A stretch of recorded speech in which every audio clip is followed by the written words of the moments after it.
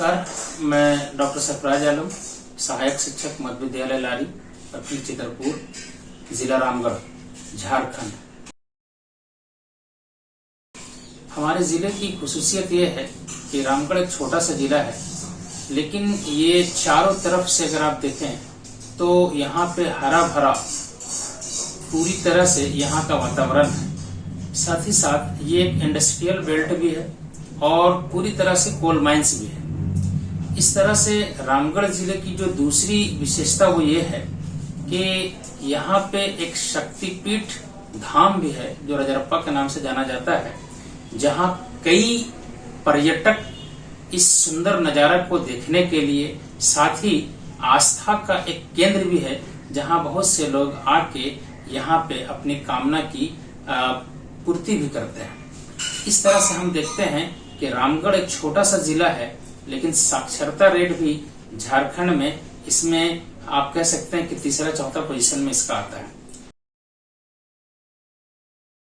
और हमारा विद्यालय मध्य विद्यालय लारी जो प्रखंड चितरपुर जिला रामगढ़ के तहत आता है, ये एक बेहतरीन स्कूल है जहां लगभग 600 बच्चे अध्ययनरत हैं।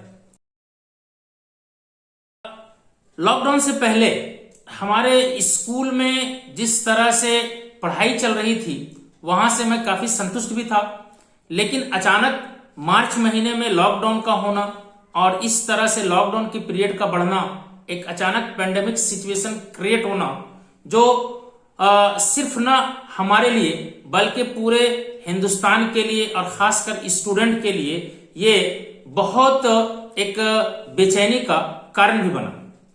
और इस बीच में चूंकि बच्चे जो रेगुलराइज थे, स्कूल आते थे, जो एक्चुअल क्लासेस होते थे, वे एक्चुअल क्लासेस से बिल्कुल पूरी तरह से वंचित हो गया। और इसका नतीजा ये भी हो गया कि बहुत सारे बच्चे जो रेगुलराइज थे, एक डर भी हो गया कि वो पढ़ाई से कहीं ड्रॉप आउट ना हो जाए। इसके लिए हम लोगों ने काफी डिस्कशन भी किया, सोचा भी, और मैं धन्यवाद देना चाहता हूं रामगढ़ जिला प्रशासन का कि उन्होंने एक नया इनिशिएटिव लिया। और वो इनिशिएटिव ये था कि कुछ सेलेक्टेड टीचरों को उन्होंने वीडियो अपलोड करने के लिए कहा, जो यहाँ रामगढ़ एडमिनिस्ट्रेशन का एक नया कारनामा भी था और इससे काफी बच्चों को फायदा भी हुआ। इस सिलसिले में चूंकि गवर्नमेंट का भी गाइडलाइन था, कुछ एनजीओ से भी हमारी डिस्कस हुई कि ये वीडियो जो बन रहा है तो अल्टीमेटली ये पहुंच बच्चों तक कैसे हो। तो कई सारे जो बच्चों के प्रोफाइल हम लोगों के पास रहता है स्कूल में, वहां पे हम लोगों ने उन लोगों से कांटेक्ट करना शुरू किया। व्हाट्सएप ग्रुप बना हर क्लासेस का, और जो भी वीडियोस आता था वे वीडियोस को उनके व्हाट्सएप ग्रुप में हम लोग पोस्ट भी करते थे। शुरुआती दौर में कुछ बच्चे तो इसमें जुड़े, लेकिन जब थोड़ा थोड़ा सिचुएशन कह सकते हैं कि ठीक होने लगा तो सोशल डिस्टेंसिंग का पालन करते हुए हमने कई बच्चों के घर तक भी पहुंचा, एजुकेशन के महत्व को भी बताया और अपने द्वारा जो वीडियोस बनाए जा रहे थे उन वीडियोस को भी उनको दिखाया, और इससे पहले बच्चों से फीडबैक भी लिया। तो वो बच्चे कह भी रहे थे कि हम लोग इसी तरह से समय बिता रहे हैं, कुछ यूट्यूब में दूसरे प्रोग्राम देख के, कुछ पबजी गेम या कुछ दूसरे गेम खेल के।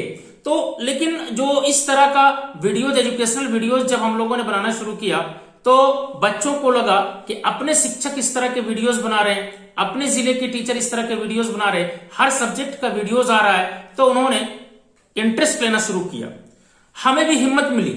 इसके साथ साथ अब कैसे ढंग से वीडियोज बनाया जाए, कैसे ऑनलाइन क्लासेस को और इफेक्टिव बनाया जाए, कैसे मजेदार बनाया जाए,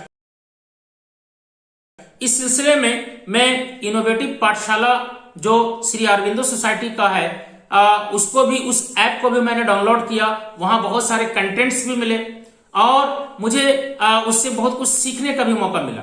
हालांकि इस सिलसिले में मैं दो चीजों का जिक्र करना चाहूंगा। एक तो यह है कि एकेडमिक जो वीडियोस था वे तो वहां तक पहुंच पा रहा था, लेकिन हम लोगों के द्वारा एक कमी जो रह गई थी वो को करिकुलर एक्टिविटीज या वीडियोस नहीं बन पा रहा था। लेकिन श्री अरविंदो सोसाइटी के इनोवेटिव पाठशाला में इस तरह का जिक्र भी था, तो हम लोगों ने बहुत सारे बच्चों से कांटेक्ट भी किया और उस बच्चों तक अपने वीडियोस को और चैट के द्वारा भी शेयर किया।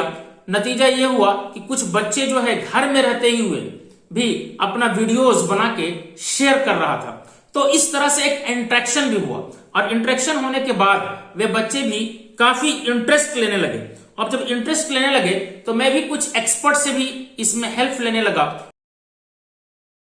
नतीजा यह हुआ कि वे बच्चे जिसकी तादाद बहुत कम होती थी, आज हम ये कह सकते हैं कि लगभग हमारे विद्यालय में लगभग 70 से 75% बच्चे ऐसे हैं जो ऑनलाइन क्लास में पूरी तरह से जुड़ चुके हैं। इसमें झारखंड गवर्नमेंट का जो प्रोग्राम है DG7 वो भी चल रहा है। इसके साथ साथ जो सैटरडे में क्विज कंटेस्ट है उसमें भी बच्चे बहुत बेहतरीन ढंग से भाग भी ले रहे हैं। तो इस सिलसिले में समस्या के समाधान के लिए मैंने श्री अरविंदो सोसाइटी का भी बहुत हेल्प लिया, और मैं इस मौके पे श्री अरविंदो सोसाइटी को बहुत मुबारकबाद देना चाहता हूं कि उनके जो वीडियोस अपलोड हैं इनोवेटिव पाठशाला में, वे न सिर्फ टीचरों के लिए बल्कि बच्चों के लिए भी बहुत हेल्पफुल है, और इससे बच्चे जो है वो पढ़ाई में भी काफी दिलचस्पी ले रहे हैं।